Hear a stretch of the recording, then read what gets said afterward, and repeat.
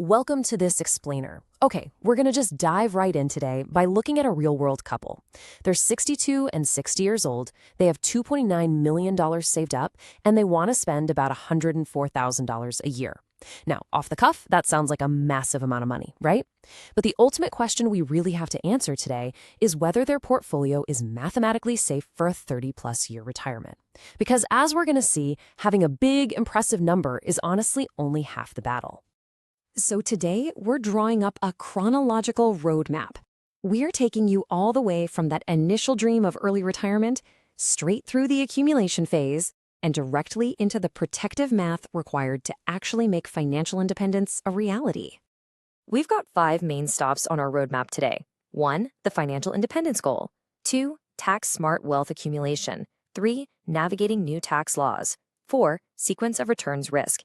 And finally, 5, buckets and guardrails.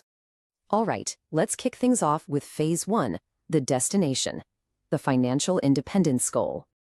To really nail down what financial independence looks like, we're going to use the FIRE movement as our baseline. FIRE stands for Financial Independence Retire Early, and it fundamentally challenges that traditional 9-to-5 grind we're all used to. I mean, instead of working until you're 65 and saving maybe 10 or 15% of your income, FIRE demands you save a massive 50 to 75% of what you earn. That is huge. By aggressively putting those savings into low-cost index funds, the goal is to build a portfolio large enough that you can just live entirely off the compound interest. We're talking retiring in your 30s or 40s here. So, the magic number that makes this all tick is the rule of 25. This is basically the foundational math of early retirement. It dictates that your target retirement number absolutely must be at least 25 times your anticipated annual living expenses. It's super simple.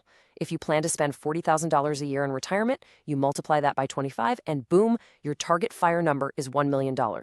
That is the hard threshold you have to cross before you can even think about pulling the plug on work. But FIRE definitely isn't a one-size-fits-all kind of deal. There are really 3 very different paths you can take. If you want that luxury fat FIRE lifestyle with lots of travel and literally zero budget stress, your target is probably going to sit between $2 and $5 million, or more. On the flip side, lean FIRE is all about strict minimalism, keeping expenses super tight, around $20,000 to $40,000 a year. And then there's barista FIRE, which is a cool hybrid setup. You save enough for partial independence, but you keep working a low-stress, part-time job just to cover some bills and maybe snag those health benefits. Your target number completely shifts based on the lifestyle you want. Moving on to phase 2, the engine, tax-smart wealth accumulation. Now that we know where we're going, let's build the engine to actually get us there. To power your portfolio growth heading into 2026, low-cost exchange-traded funds, or ETFs, are incredibly effective. You really don't need a massively complicated portfolio to win at this. Financial planner Ryan Morrissey highlights that a well-rounded growth engine might just mix core S&P 500 funds, like SPYM, with an S&P 500 growth fund. Then you diversify a bit further with the S&P 600 for some high-quality small caps, add a dash of international exposure through developed world and emerging market ETFs, and there you go. You've got a low-cost, transparent, and highly liquid engine driving your compound growth. But here's the real secret sauce. It is not just what you invest in, it's where you put it. Fidelity actually recommends stacking your tax-advantaged accounts in a very specific order for maximum efficiency. You always start by maxing out health savings accounts, or HSAs if you can, because they offer this unmatched triple tax benefit. We're talking tax-deductible contributions, tax-free growth, and tax-free withdrawals from medical expenses. It's a no-brainer. After that, you layer in your workplace 401k to capture any free employer match. Never leave free money on the table. Finally, you utilize traditional or Roth IRAs for maximum flexibility. Layering it up like this ensures way more of your money stays invested and working for you instead of getting handed over to the IRS. Which brings us to phase 3, the rules of the road, navigating new tax laws. So the rules of the road just changed pretty significantly. Under the recent One Big Beautiful Bill Act, or OBBBA for short, the tax landscape shifted. One of the absolute biggest changes is the permanent increase to the standard deduction for 2026. It's now sitting at a massive $32,200 for married couples filing jointly and $16,100 for individuals. Because these limits are so high now, a lot of those old strategies around itemizing deductions might not actually make sense for you anymore, even with the new higher state and local tax caps. You absolutely need your tax professional to run fresh numbers to optimize your strategy this year. The OBBBA legislation also introduced a brand new savings vehicle called Trump accounts. If you're a parent looking to give your kids a massive head start on compound growth, pay attention to this. In the past, opening a traditional IRA for a child meant they needed actual earned income, which obviously excluded most young kids. But these new accounts, they allow parents, relatives, whoever, to contribute up to $5,000 annually for a minor under 18, with zero earned income required.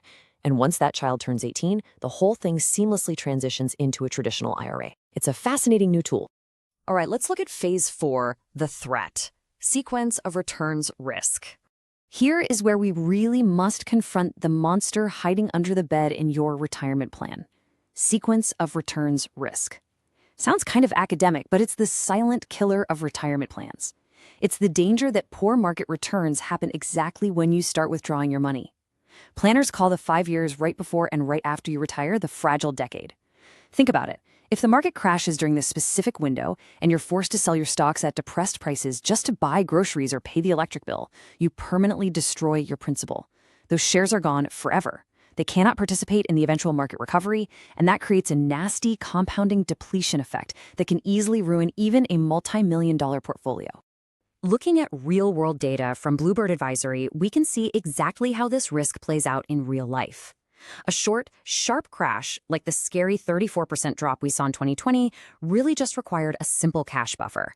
Retirees who spent from their liquid cash for a few months totally avoided selling stocks at the bottom, and their portfolios fully recovered. But the extended pain of the 2022 bear market, which was paired with that high inflation, totally exhausted those simple cash buffers.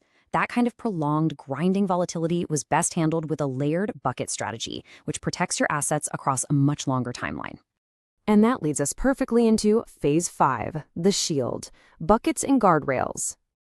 To ensure our $2.9 million couple survives those exact types of nasty market crashes, we have to build them financial shields. Now, for decades, people blindly relied on the rigid 4% rule, but just automatically adjusting your withdrawals for inflation every single year, completely ignoring if the market is crashing, is honestly incredibly dangerous. Instead, modern planners use the guardrails approach. This is a dynamic method. It actually allows you to start with a slightly higher initial withdrawal, maybe 5%, but here's the catch. You have to be willing to decrease your spending by 10% if your portfolio drops past a certain threshold. Conversely, if the market goes on a massive run, you get to give yourself a 10% raise. It takes a bit of flexibility, but it drastically reduces your chance of going broke.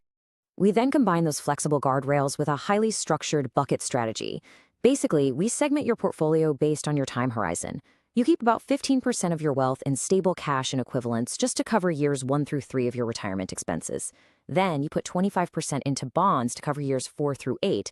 That leaves 60% safely in stocks for your long-term growth. So, when the market inevitably crashes, you simply draw your living expenses from your stable cash and bond buckets. You don't even look at your stocks. You give them up to 8 full years to recover before you ever need to sell a single share. So, bringing it all back to our initial case study, $2.9 million is plenty of money. In fact, running thousands of randomized stress tests, what financial planners call Monte Carlo simulations, on this specific portfolio showed a 100% probability of success.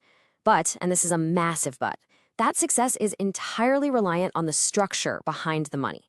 It works because it's protected by cash buffers, dynamic withdrawal guardrails, precise Social Security timing, and smart tax strategies. Without that exact structure in place, an ill-timed market crash could tear right through that $2.9 million. So as you map out your own road to financial independence, you really have to ask yourself, do you just have a big target number floating around in your head? Or do you actually have the dynamic shields, the buckets, the guardrails, the tax strategies required to protect it? Because reaching that finish line is really just the beginning. Surviving the math for the next 30 years, that is what makes you truly independent.